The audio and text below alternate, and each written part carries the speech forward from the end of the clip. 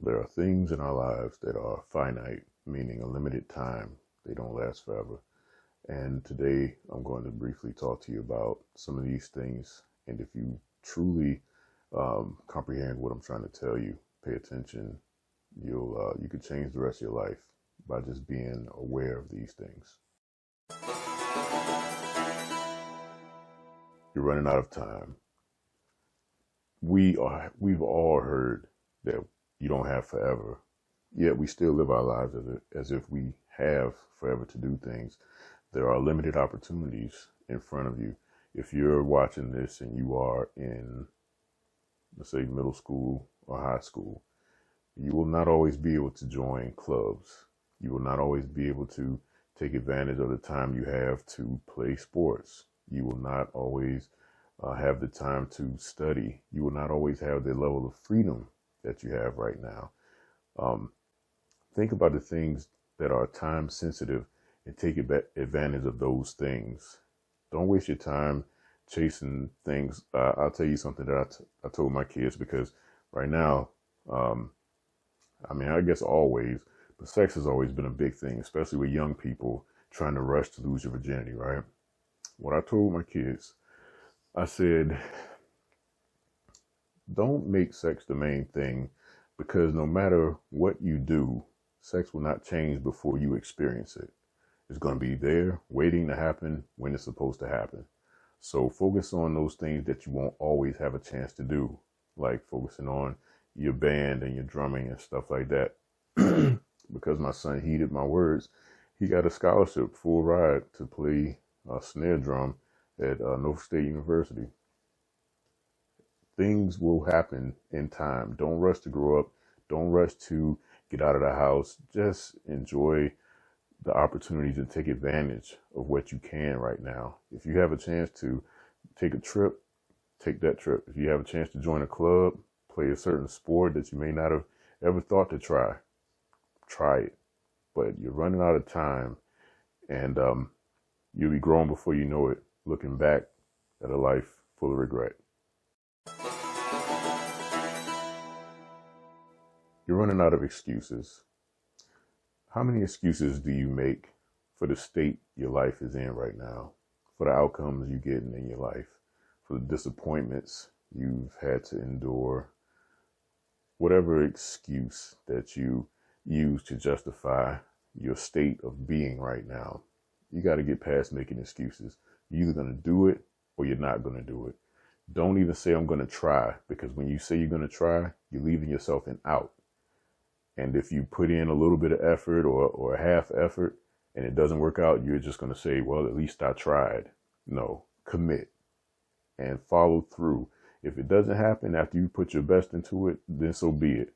But at least you can move forward knowing that I tried my best. I just said don't try. I did my best. I committed to it to try to get out of it what I intended to get out of it. And you can go forward with no regrets. But stop making excuses, okay? Excuses, they make you look weak. They make you look unfocused, like you just, makes you look lazy. And internally, we feel like it justifies our reasoning behind the decisions that we're making and the outcomes that we're seeing. And it takes the pressure off of us to perform. But no, adopt the attitude of taking accountability and not making excuses, because in the end, your body doesn't do or go anywhere that your mind doesn't take it.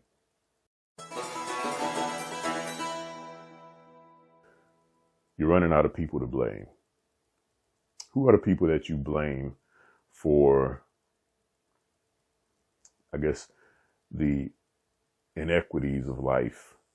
Are you still blaming your parent? Are you still blaming your dad for not being there? All of these things do affect us and the type of people we become. But at some point, you come into knowledge of the choices that you have to make. It's very unfortunate that things happen the way they did and that you didn't have what you didn't have. But as you get older, the responsibility still falls squarely on your shoulders. And you have to make a choice that I'm either going to keep blaming other people for what's happening in my life right now, or I'm going to make decisions to take my life in the direction that I want it to go in. Now, if you're a young person and you're still living in the house with your parents or other people that have, I guess, more control and say so over your life, then I understand. I understand where you're coming from. But even in that situation, figure out the kind of person that you want to be once you get your level of freedom. Once you get out on your own, write a list and figure out the things that you're not going to do that are being done to you right now, that are holding up your progress, that you believe are holding up your progress and changing where you could be. Because when you get out on your own, you can't keep blaming mama. You can't keep blaming your sister and your brother and your dad and those friends that hurt you and turn their backs on you. It hurts. It's real. You do have to deal with it. It can take an emotional toll on you. And when it can even take a physical toll on you. You know, your mind is a powerful thing. You'll start feeling sick. You lose your appetite. All these different type of effects due to how people have treated you. But in the end, it's all in your decisions moving forward. Learn from what has happened. Make better choices for yourself moving forward so you can lead a life that you want to lead. If you have a family, it's time to build it into what you want it to be instead of leaning on the blaming game and putting the responsibility for where you are on people from your past. If you need to cut people off, it is a difficult thing to do, but I suggest that you do what needs to be done and cut off those people that are no good for you, because the time is going to pass regardless. It's all in what you're going to do. Stop letting these ghosts of the past dictate your future. People that are no good for you, get away from them. You know, if I go into a place and I'm around a bunch of people I don't like and I'm uncomfortable, I'm not going to just stay there and be uncomfortable. I'm going to get up and leave. Like, why would I stay in that uncomfortable state? And I'm not saying that sometimes you don't have to kind of bite the bullet and endure. I believe endurance is an important part of growth. But whatever is in your power to do, do it. If you can change the situation, do it. If you can change the atmosphere, do it. If you can change the environment and the people you're around, absolutely do it. Because blaming other people, that's only going to take you for so far. And when you're looking at your children or someone is talking to you and asking you for advice, you want to have something of substance to offer them that's going to create a brighter future for them, and not speak from your hurt of what has happened to you to create that root of bitterness inside of their heart or in their mind. And then they start blaming people for what's happening in their lives, just like you did. You know, help improve those coming after you. You know, speak life into people's lives, and avoid speaking from the hurt and the bitterness in your own heart. All right.